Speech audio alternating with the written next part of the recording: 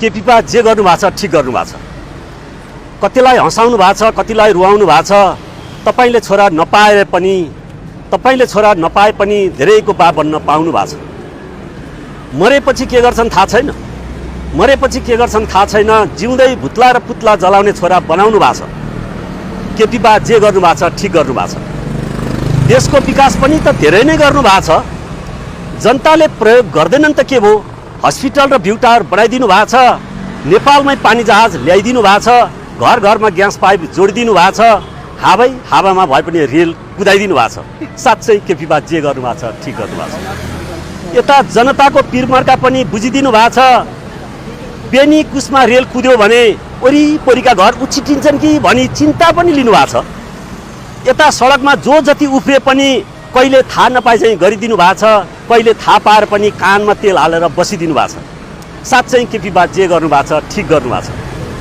काङ्ग्रेसको बुई चढ्नु भएको छ। काङ्ग्रेसलाई चोर भन्थे, चोरमाथिको चण्डाल बन्नु भएको छ।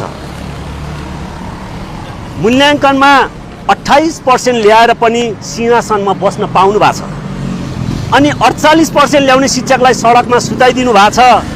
दुई जिब्रे भाषा प्रयोग गरिराख्नु भएको छ। सत्ता बाहिर हुँदा एउटा कुरा गर्नु भएको छ, सत्ता बाहिर हुँदा अर्कै कुरा गर्नु भएको छ। साँच्चै केपीपा जे गर्नु भएको छ ठिक गर्नु भएको छ। म भ्रष्टाचार गर्दिनँ पनि भन्नुभएको छ, म अरूलाई भ्रष्टाचार गर्न दिन्न पनि भन्नुभएको छ। यदि कसैले भ्रष्टाचार गरिहाल्यो भने सपोर्ट गर्नेलाई गोजीमा लुकाइदिनु भएको छ, विरोध गरे कि त जेल कोचिदिनु भएको छ कि त बर्खास्त गरिदिनु भएको छ। साँच्चै केपीपा जे गर्नु भएको छ ठिक गर्नु भएको छ। अरू पार्टीले विरोध गरे थाहा नपाए चाहिँ गरिदिनु भएको छ, आफ्नै पार्टीले विरोध गरे भीम रावल बनाइदिनु भएको छ। सडकमा होस् या सदनमा जो जति चिच्याए पनि काग कराउँदै गएको छ, पिना सुक्दै गएको छ। साँच्चै केपीपा जे गर्नु भएको छ ठिक गर्नु भएको छ। पटक पटक किन्नी फेरेर भए पनि बाँचिराख्नु भएको छ। 5-6 चोटि प्रधानमन्त्री भएर देश हाँकिराख्नु भएको छ। कहिले हो अब काङ्ग्रेसलाई सरकार छोड्ने, उता रियालले बा सरकार छोड्ला र खाउँला भनेर रियाल काडिराख्नु भएको छ। मिलेसम्म सरकार नछोड्नुहोस् है। भित्रभित्र तानाबाना कतिको बुनिराख्नु भएको छ। अहिलेसम्म केपीपा जे गर्नु भएको छ ठिक गर्नु भएको छ।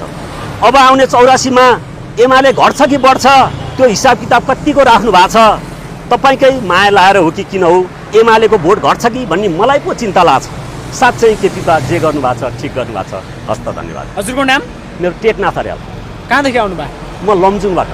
कुन विषयको टिचर हुनुहुन्छ तपाईँ? हजुर, कुन विषयको टिचर हुनुहुन्छ? म अहिले प्राविकै छु। पहिला त अब डिप्लोमा गरेर होइन मावि पढाउँदै थिएँ। अनि अहिले चाहिँ अब स्थानीय सरकारमा जुन किसिमको एउटा